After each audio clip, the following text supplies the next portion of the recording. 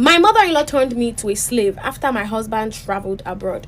Story time. My husband and I were married for 3 years before he finally relocated abroad. My husband and I were classmates in school before we started dating. Dated for a while, then we got married. Then after 3 years, my husband relocated abroad. After I relocated abroad, I started living with my mother-in-law and 2 kids. Before my husband relocated abroad, he used to give his family members money, his mom specifically, and she loved him. She loved him so much. She even loved me as well. There was no problem whatsoever. My husband had to sell almost everything he had for him to relocate abroad. After I relocated, he did not settle down immediately because he didn't get a job and he didn't get a stable accommodation. I really don't know why some people will be relocating abroad after selling every property they own in Nigeria. Like, it is not all that. He will work, oh. The reason why we had to go live with his mom was because he already sold all of his properties in Nigeria before he went. I mean, that was how he was able to raise funds for himself. I was already a stay-home wife, so I wasn't working prior to this time. When he moved abroad, all I had to do was depend on the money he was going to send for us to feed. I didn't have any income or any savings whatsoever, so I could not go and take an apartment on our own. The best thing for us to do was to live with his mom, pending the time he was going to send enough money for us to take another apartment for us. So due to the fact that my husband did not settle immediately and he was not able to send enough money, nothing to me, nothing to his mother, she started maltreating me. She literally turned me to a slave in front of my children. As she was maltreating me,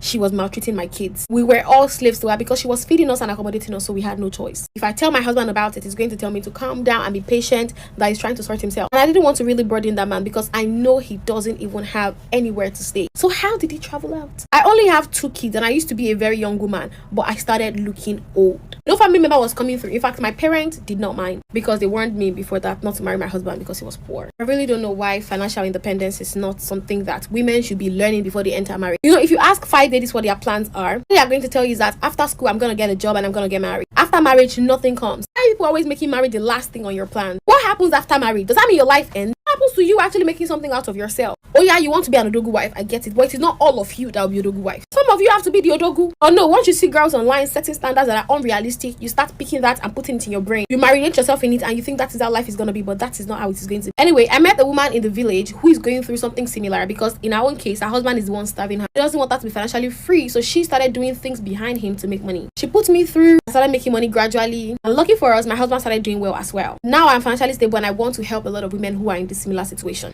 In this crazy life we live, we all need someone to hold, a friend to light the way when the world starts to unfold.